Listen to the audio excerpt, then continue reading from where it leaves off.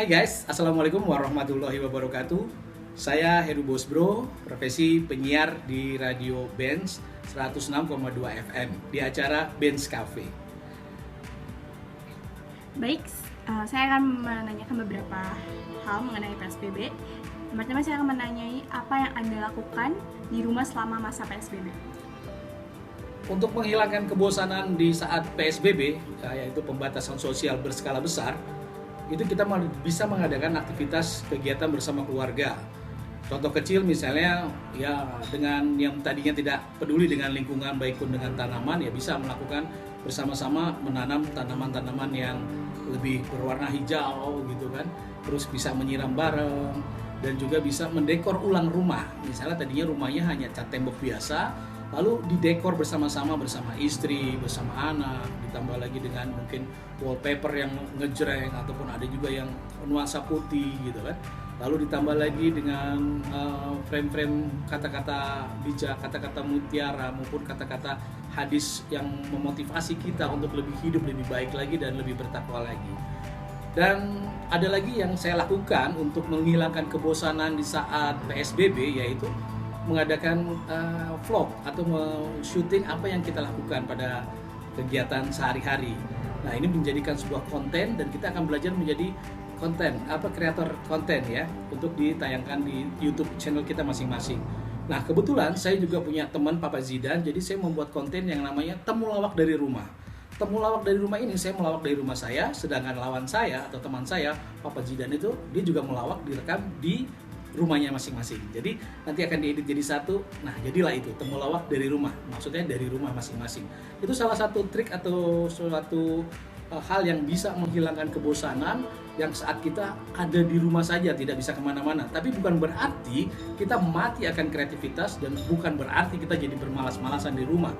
Ada satu hal lagi yang menarik adalah saya sempat membuat masakan, yaitu yang tidak pernah saya coba. Saya pernah membuat yaitu masakan manisan kolang kaling. Nah, hal ini bisa dicoba sama keluarga di rumah bersama istri atau anak untuk masak bareng. Nah, itu suatu hal yang menarik. Walaupun halnya masaknya receh, misalnya masak mie ataupun masak sayur yang memang itu sudah ada menunya atau ada resepnya, nah itu dicoba bareng-bareng. Masalah enak nggak enak itu urusan belakangan.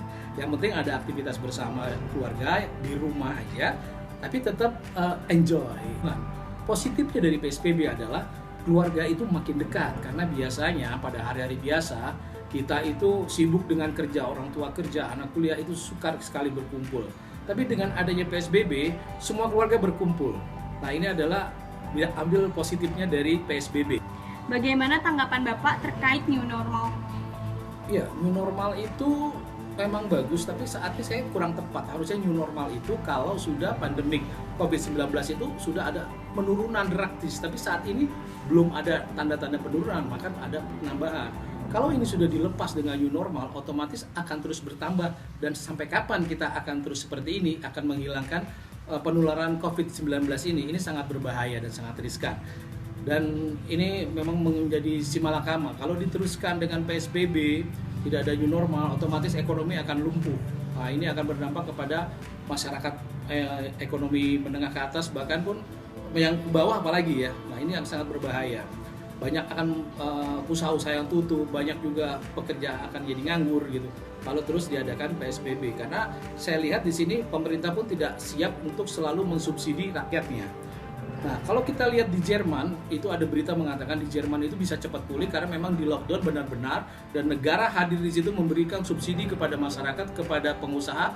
Jadi semua benar-benar menikmati, dia di rumah tidak khawatir kekurangan uang. Bahkan di Jerman itu yang saya dapat info bahwa orang yang sewa pun ditangguhkan pembayarannya sampai tahun depan. Nah, itu yang orang tidak pusing, beda dengan di Indonesia mungkin karena ekonominya kita masih kebanyakan hutangnya daripada uangnya gitu kan.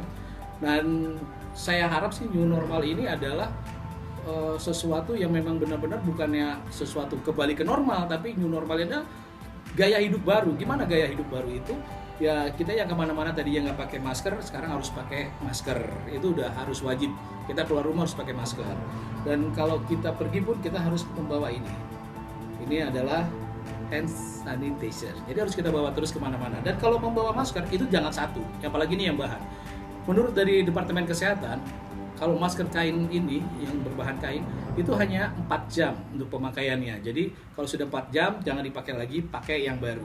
Jadi kita kalau berpergian keluar rumah harus membawa cadangan masker. Jangan hanya satu yang dipakai, tapi bawa cadangannya 1 atau 2. Dan ada lagi bahwa jaga jarak itu harus tetap kita pertahankan sampai kapanpun, dimanapun, baik di tempat perbelanjaan, di tempat umum, tempat transportasi umum, maupun di tempat ibadah, itu tetap harus jaga jarak. Dan di sini memang harus kesadaran dari masyarakat masing-masing, karena petugas dari gugus tugas pencegahan atau pemberantasan COVID-19 ini sangat terbatas. Tidak ada selalu di setiap tempat tuh ada petugasnya yang untuk menertibkan orang yang tidak pakai masker, orang yang tidak jaga jarak. Itu sangat sedikit ya untuk menjadi pengawasannya, terbukti. Yang kedua, untuk ke mall, saya sarankan untuk masyarakat untuk tahan untuk di mall, untuk pergi ke mall. Kenapa? Karena kita tidak akan mati dengan tidak ke mall gitu. Kita bisa belanja lewat online. Kita bisa belanja di warung terdekat dekat rumah kita gitu kan. Jadi untuk sementara waktu stop lah, menahan diri untuk tidak ke mall daripada kita memaksakan diri ke mall dan akhirnya terkena COVID-19. Dan kalau sampai selamat, alhamdulillah. Kalau tidak selamat berarti selamanya tidak akan pernah bisa ke mall. Nah, jadi saya sarankan kepada masyarakat untuk menahan diri, tidak belanja ke mall, tidak shopping ke mall, cukup di rumah saja. Cukup dengan belanja dengan online, cukup belanja di warung terdekat, dekat dengan pelingkungan Anda, dekat dengan rumah Anda. Jadi jangan ke mall, itu dia pesan saya. Dan kalau berpergian sebisa mungkin menggunakan kendaraan pribadi, karena kalau di kendaraan umum kita tidak tahu itu bagaimana dengan sterilnya. Walaupun sudah dibersihkan segala macam, tidak menutup kemungkinan virus-virus itu masih bertebaran di armada angkutan transportasi massal. Oke, itu mungkin yang saya bisa katakan mengenai new normal, dan saya berharap benar-benar bisa ditangani oleh pemerintah dan oleh masyarakat juga, karena tanpa pedulinya masyarakat sendiri untuk menjaga dirinya dan orang lain, nah ini pemerintah juga tidak akan bisa berbuat banyak gitu. Jadi untuk itu saya berharap apa yang dilakukan pemerintah dan masyarakat juga mendukungnya harus tetap tertib. Ingat, jangan lupa dengan new normal itu kita harus memakai masker setiap keluar rumah. Terus kita sering-sering kita mencuci tangan kita dan jaga jarak. Itu yang sangat penting sekali yang harus kita terapkan, yang jadi gaya hidup baru. Jadi jangan malu lagi kita pakai masker, dan jangan merasa pengap dengan pakai masker, karena lebih baik kita agak sedikit sesak nafas memakai masker daripada kita pakai ventilator. Kalau sudah ventilator, nafas kita itu udah Senin Kamis, dan itu akan dekat dengan maut atau kematian. Oke, itu aja mungkin masukan saya mengenai new normal. Terima kasih. Ada lagi mungkin yang mau dipertanyakan? Sudah, baik Pak. Terima kasih banyak atas waktunya dan semua jawabannya sangat bermanfaat bagi kami.